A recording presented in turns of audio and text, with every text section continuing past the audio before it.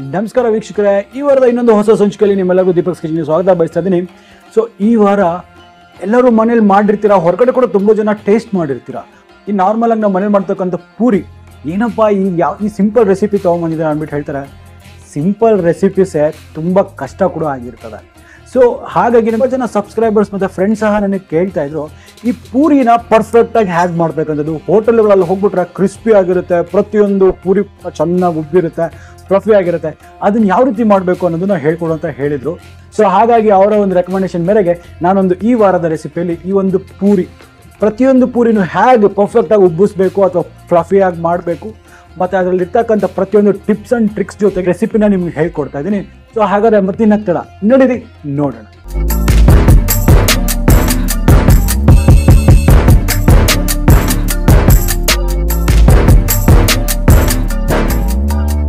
ನೋಡಿ, ಇವಾಗ ನಾವು ಈ ಪೂರಿ ಮಾಡೋದಕ್ಕೆ ನಮಗೆ ಇಷ್ಟು ಇಂಗ್ರೀಡಿಯೆಂಟ್ಸ್ ಇದ್ರೆ ಸಾಕಾಗತ್ತೆ. ಈ ಒಂದು ಕಪ್ನಲ್ಲಿ ನಾನು 1 ಗ್ಲಾಸ್ನಷ್ಟು ಗೋಧಿ ಹಿಟ್ಟು ತೊಗೊಂಡಿದ್ದೀನಿ, ಒಂದು 50 ಗ್ರಾಮ್ನಷ್ಟು ಮೈದಾ, ಒಂದು 4 ಟೇಬಲ್ ಸ್ಪೂನ್ ಅಷ್ಟು ಹಾಲು, 1 ಟೇಬಲ್ ಸ್ಪೂನ್ ಅಷ್ಟು ಚಿರೋಟಿ ರವೆ, ರುಚಿಗೆ ತಕ್ಕಷ್ಟು ಉಪ್ಪು. ಸೊ ನಾನೇನು ಸಜೆಸ್ಟ್ ಮಾಡ್ತೀನಿ, ಯಾವುದೇ ಒಂದು ಬೌಲ್ಗಳಲ್ಲಿ ನೀವು ಇದನ್ನ ಹಿಟ್ಟನ್ನ ಮಿಕ್ಸ್ ಮಾಡೋ ಬದಲು ಒಂದು ಮೇಲ್ಗಡೆ ಟಾಪ್ ಇರುತ್ತಲ್ಲ, ಅದನ್ನ ಚೆನ್ನಾಗಿ ಕ್ಲೀನ್ ಮಾಡಿಬಿಟ್ಟು ಚೆನ್ನಾಗಿ ಸ್ಯಾನಿಟೈಸ್ ಮಾಡಿಬಿಟ್ಟು ಅದ್ರ ಮೇಲೆ ಮಾಡಿ ಅದು ಮಾಡೋದಕ್ಕೆ ತುಂಬಾನೇ ಹೆಲ್ಪ್ ಆಗುತ್ತೆ.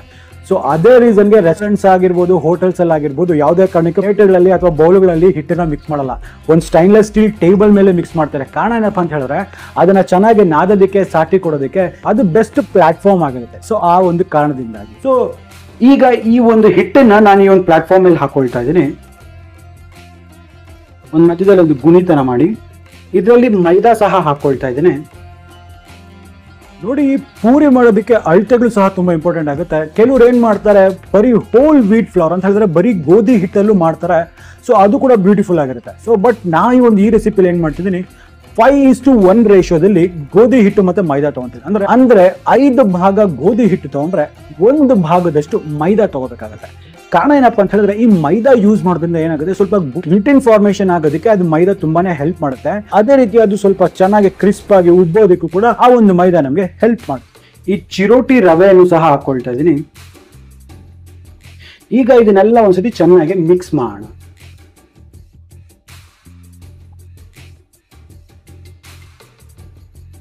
ಸೊ ಈಗ ಇದನ್ನ ಮಧ್ಯದಲ್ಲಿ ಒಂದು ಗುಣಿತರ ಮಾಡಿಬಿಟ್ಟು ಇದರಲ್ಲಿ ನಾವು 4 ಟೇಬಲ್ ಸ್ಪೂನ್ ಹಾಲು ತೊಗೊಂಡಿದ್ವಲ್ಲ, ಆ ಹಾಲನ್ನ ಹಾಕೊಳ್ಳೋಣ.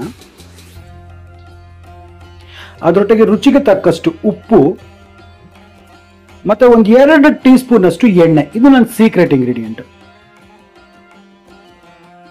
ನೋಡಿ, ಈಗ ಈ ಒಂದು ಹಿಟ್ಟಿನಲ್ಲಿ ನಾನು ಏನ್ ಮಾಡ್ತಿದ್ದೀನಿ, ಒಂದು 2 ಟೀ ಸ್ಪೂನ್ ಅಷ್ಟು ಎಣ್ಣೆ ಯೂಸ್ ಮಾಡ್ತಾ ಇದ್ದೀನಿ, ಮತ್ತೆ 1 ಟೀ ಸ್ಪೂನ್ ಅಷ್ಟು ಮಾತ್ರ ಒಂದು ಸ್ವಲ್ಪ ಚಿರೋಟಿ ರವೆ ಯೂಸ್ ಮಾಡ್ತೀನಿ. ಏನಕ್ಕೆ ಯೂಸ್ ಮಾಡ್ತೀನಿ ಅಂತ ಹೇಳಿದ್ರೆ, ಈ ಎಣ್ಣೆ ಏನ್ ಮಾಡುತ್ತೆ, ಒಂದು ಸಾಫ್ಟ್ ಅಂಡ್ ಕ್ರಂಚಿ ಟೆಕ್ಸ್ಚರ್ ಕೊಡೋದಕ್ಕೆ ನಮ್ಗೆ ಈ ಎಣ್ಣೆ ಯೂಸ್ ಮಾಡುತ್ತೆ. ಅದೇ ರೀತಿ ಈ ಸೂಜಿ ಇದೆ ಅಲ್ವಾ, ಸೂಜಿ ಅಂತ ಹೇಳಿದ್ರೆ ಈ ರವೆ ಇದೆಯಲ್ಲ, ಈ ರವೆ ಏನ್ ಮಾಡುತ್ತೆ, ಸೊ ನೀವು ಆಕ್ಚುಲಿ ನೋಡಿರ್ಬೋದು, ಪ್ರತಿಯೊಬ್ರು ಮನೆಯಲ್ಲಿ ಪೂರಿ ಮಾಡ್ತೀರಾ, ಮಾಡಿದಾಗ ಚೆನ್ನಾಗಿ ಉಬ್ಬುತ್ತೆ. ಬಟ್ ಸ್ವಲ್ಪ ಟೈಮ್ ಆಗಿದ ತಕ್ಷಣ ಏನಾಗುತ್ತೆ, ಪಫ್ ಅಂತ ಕೆಳಗಡೆ ಬಂದ್ಬಿಡುತ್ತೆ. ಈ ರೀತಿ ಒಳಗಡೆ ಹೋಗ್ಬಾರ್ದು ಅನ್ನೋ ಕಾರಣಕ್ಕೆ ಒಂದೇ 1 ಸ್ಪೂನ್ ಅಷ್ಟು ನಾವು ಸೂಜಿ ಹಾಕ್ತೀವಿ. ಇದೇನಾಗುತ್ತೆ, ಸ್ವಲ್ಪ ಹಾರ್ಡ್ ಮಾಡುತ್ತೆ ಡೋನ. ಅದು ಚೆನ್ನಾಗಿ ಎಣ್ಣೆಲಿ ಕರ್ದ ನಂತರ ಕೂಡ ಸ್ವಲ್ಪ ಜಾಸ್ತಿ ಹೊತ್ತು ಏರ್ನ ಅದರೊಳಗಡೆ ರಿಟೈನ್ ಮಾಡ್ಕೊಳ್ಳೋದಕ್ಕೆ ಅದು ಆ ಒಂದು ರವೆ ಹೆಲ್ಪ್ ಮಾಡುತ್ತೆ. ಸೊ ಆ ಒಂದು ಕಾರಣದಿಂದಾಗಿ ನಾವು ಸ್ವಲ್ಪ ರವೆನ ಯೂಸ್ ಮಾಡ್ತಾ ಇದ್ದೀವಿ. ಹಾಲು ಹಾಕೋ ಪ್ರಮೇಯ ಕೂಡ ಅಷ್ಟೇ. ಈ ಲೇಯರ್ ಎಲ್ಲ ಕ್ರಂಚಿಯಾಗಿ ಬರುತ್ತೆ, ಕ್ರಿಸ್ಪಿಯಾಗಿ ಬರುತ್ತೆ. ಬಟ್ ಮಿಡಲ್ ಲೇಯರ್ ಇರುತ್ತಲ್ಲ, ಈ ಮಧ್ಯದಲ್ಲಿ ಇರ್ತಕ್ಕಂಥ ಲೇಯರು ಬಾಯಲ್ಲಿಟ್ಟಿದ ತಕ್ಷಣ ಒಂದು ಸಾಫ್ಟ್ ಟೆಕ್ಸ್ಚರ್ ಕೊಡುತ್ತೆ. ಆ ಸಾಫ್ಟ್ ಟೆಕ್ಸ್ಚರ್ ಮತ್ತೆ ಒಂದು ಒಳ್ಳೆ ಟೇಸ್ಟ್ ಬರೋದಕ್ಕಾಗಿ ನಾವು ಒಂದು ಸ್ವಲ್ಪ 4 ಟೇಬಲ್ ಸ್ಪೂನ್ ಅಷ್ಟು ಹಾಲನ್ನ ಯೂಸ್ ಮಾಡ್ತಾ ಇದ್ದೀನಿ. ಇದನ್ನ ನೀವು ಟ್ರೈ ಮಾಡಿ ನೋಡಿ, ಅದ್ರ ಡಿಫ್ರೆನ್ಸ್ ನಿಮಗೆ ಅರ್ಥ ಆಗುತ್ತೆ. ಸೊ ಈಗ ಇದನ್ನ ಚೆನ್ನಾಗಿ ಮಿಕ್ಸ್ ಮಾಡ್ಕೊಳ್ಳೋಣ. ಸ್ವಲ್ಪ ನೀರನ್ನ ಹಾಕೊಳ್ಳಿ. ಈಗ ಈ ಸೈಡ್ ಇಂದ ಹಿಟ್ಟನ್ನ ಹಿಂಗೆ ಒಳಗಡೆ ತಳ್ತಾ ಒಂದು ಒಳ್ಳೆ ಹಿಟ್ಟನಾಗಿ ಮಾಡ್ಕೊಳ್ಳೋಣ.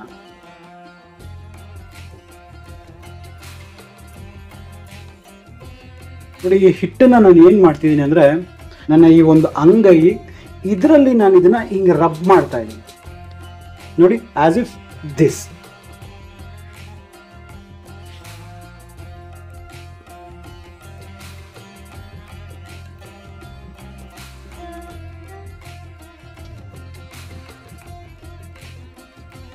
ನೋಡಿ, ಒಂದು ಸ್ವಲ್ಪ ಎಣ್ಣೆ ಸಹ ನಾನು ಹಾಕಿಲ್ಲ, ಬಟ್ ಆದ್ರೂ ಬ್ಯೂಟಿಫುಲ್ ಆಗಿ ಒಂದಕ್ಕೊಂದು ಮೆತ್ಕೊಂಡ ಕ್ಲೀನ್ ಆಗಿ ಹಿಟ್ಟು ಮಿಕ್ಸ್ ಆಗ್ತಾ ಇದೆ.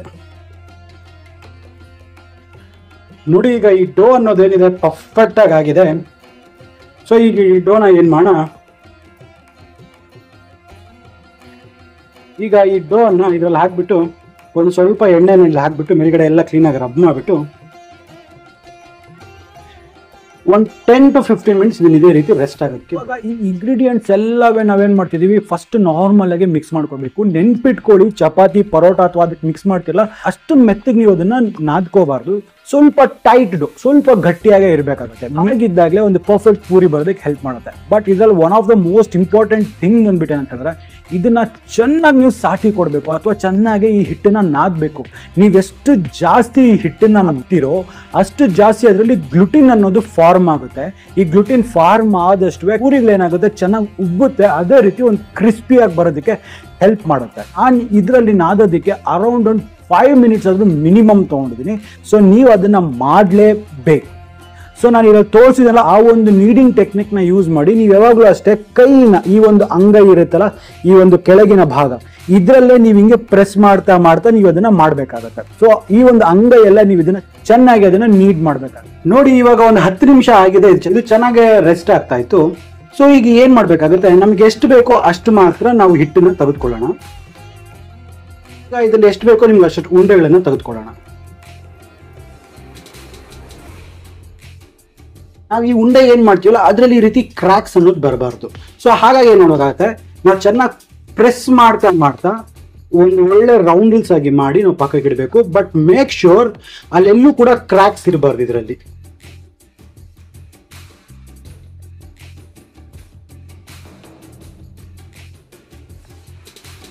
ನೋಡಿ ನಾನಿಲ್ಲಿ ಇವಾಗ ಈ ತರ ಒಂದು ಹಳೆ ಕಾಲದ ಒಂದು ಪೂರಿ ಪ್ರೆಸ್ ಮಾಡ್ತಕ್ಕಂಥ ಮಿಷನ್ ನ ಯೂಸ್ ಮಾಡ್ಕೊಂಡು ಮಾಡ್ತಾ ಇದ್ದೀನಿ. ಸೊ ಇವಾಗ ಇದ್ರಲ್ಲಿ ಏನ್ ಮಾಡ್ತಿದ್ದೀನಿ, 2 ನಾನ್ ಸ್ಟಿಕ್ ಪೇಪರ್ನ ಹಾಕೊಂಡಿದ್ದೀನಿ. ಸೊ ಇದ್ರಲ್ಲಿ ಫಸ್ಟ್ ಏನ್ ಮಾಡ್ತೀನಿ, 1-2 ಡ್ರಾಪ್ಸ್ ಅಷ್ಟು ಆಯಿಲ್ ಹಾಕೊಳ್ತೀನಿ. ಸೊ ಯಾಕಂದ್ರೆ ಇದು ಹಿಟ್ಟು ಏನು ತಗಲ್ಬಾರ್ದು ಅನ್ನೋ ಒಂದು ಕಾರಣಕ್ಕೆ. ಸೊ ಇದನ್ನ ಪೂರ ಒಂದ್ಸತಿ ಹಿಂಗೆ ಅಪ್ ಮಾಡ್ತೀನಿ. ಸೊ ಇದ್ರ ಮಧ್ಯದಲ್ಲಿ ನಾವು ಆಗಲೇ ಮಾಡಿದ್ವಲ್ಲ, ಇದು ಪೂರಿಯ ಒಂದು ಉಂಡೆಯನ್ನ ಇಲ್ಲಿ ಇಡೋಣ.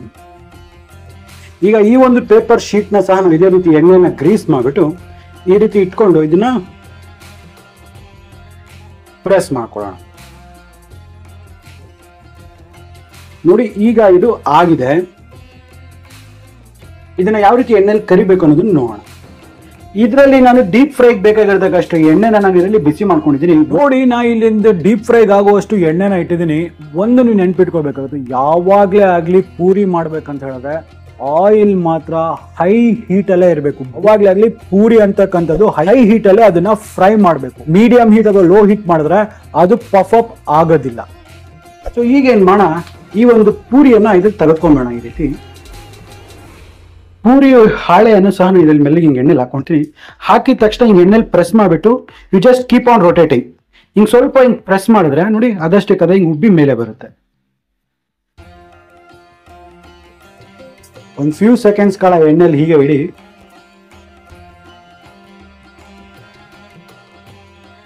ನೋಡಿ ಪರ್ಫೆಕ್ಟ್ ಆಗಿ ಪಫ್ ಆಗಿರ್ತಕ್ಕಂಥ ಈ ಒಂದು ಪೂರಿ ಸಹ ರೆಡಿ ಆಗಿದೆ.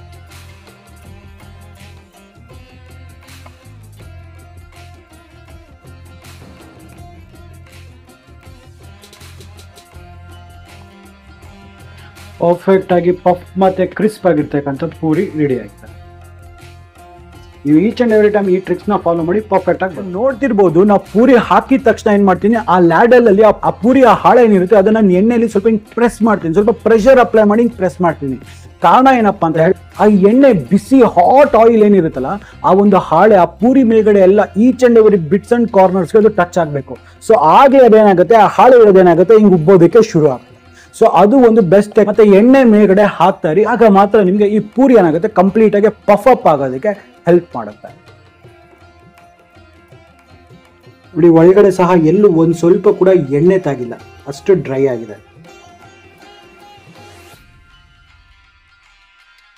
ನಾನು ಹೇಳಿರ್ತಕ್ಕಂಥ ಪ್ರತಿಯೊಂದು ಮಾತುಗಳನ್ನ ನೀವು ನೆನ್ಪಿಟ್ಕೊಂಡು ಅದೇ ರೀತಿ ಮಾಡಿ ನೋಡಿ. ನೀವು ತುಂಬಾ ಸತಿ ಮಾಡಿರ್ತೀರಾ, ಬಟ್ ಈ ರೀತಿ ಹೇಳಿರ್ತಕ್ಕಂಥ ವಿಧಾನದಲ್ಲಿ ನೀವು ಮಾಡಿ ನೋಡಿ, ನಿಮಗೆ ಡೆಫಿನೆಟ್ ಆಗಿ ಅದರದ ಒಂದು ವೇರಿಯೇಷನ್ಸ್ ಆಗಿರ್ಬೋದು, ಅದರದ್ದು ಒಂದು ಡಿಫ್ರೆನ್ಸ್ ನಿಮಗೆ ಗೊತ್ತಾಗುತ್ತೆ. ಸೊ ನಂಗೆ ಅನ್ಸುತ್ತೆ ನಿಮ್ಗೆ ವಿಡಿಯೋ ಇಷ್ಟ ಆಗಿದೆ ಅಂದ್ಬಿಟ್ಟು. ಇಷ್ಟ ಆಗಿದ್ರೆ ಪಕ್ಕದಲ್ಲ ರೆಡ್ ಕಲರ್ ಸಬ್ಸ್ಕ್ರೈಬ್ ಬಟನ್ ಇರುತ್ತೆ, ಸಬ್ಸ್ಕ್ರೈಬ್ ಬಟನ್ ಟಚ್ ಮಾಡಿ. ಹಾಗೆ ಪಕ್ಕದಲ್ಲೇ ಬೆಲ್ ಐಕನ್ ಇರುತ್ತೆ, ಆ ಬೆಲ್ ಐಕನ್ ಟಚ್ ಮಾಡಿಬಿಟ್ಟು ನೋಟಿಫಿಕೇಶನ್ಸ್ನ ಆಲ್ ಮಾಡಿ. ಆಗ್ತಾನೆ ನಮ್ಮೆಲ್ಲ ಅಪ್ಡೇಟ್ಸ್ ನಿಮಗೆ ಮೊದಲನೇದಾಗಿ ಸಿಗ್ತಾ ಇರುತ್ತೆ. ಸೊ ಹಾಗಾದ್ರೆ ನಾನು ಮುಂದಿನ ವಾರ ಇನ್ನೊಂದು ಹೊಸ ವೈವಿಧ್ಯಮಯ ಅಡಿಗೆಯೊಂದಿಗೆ ನಿಮ್ಮ ಮುಂದೆ ಹಾಜರಿರ್ತೀನಿ. ಅಲ್ಲಿವರೆಗೂ ನಾನು ನಿಮ್ಮ Deepak Kshatriya signing off on ಜೈ ಹಿಂದ್, ಜೈ ಕರ್ನಾಟಕ, ನಮಸ್ಕಾರ. ಸಬ್ಸ್ಕ್ರೈಬ್, ಶೇರ್ ಮಾಡೋದನ್ನ ಮರಿಬೇಡಿ. Thank you.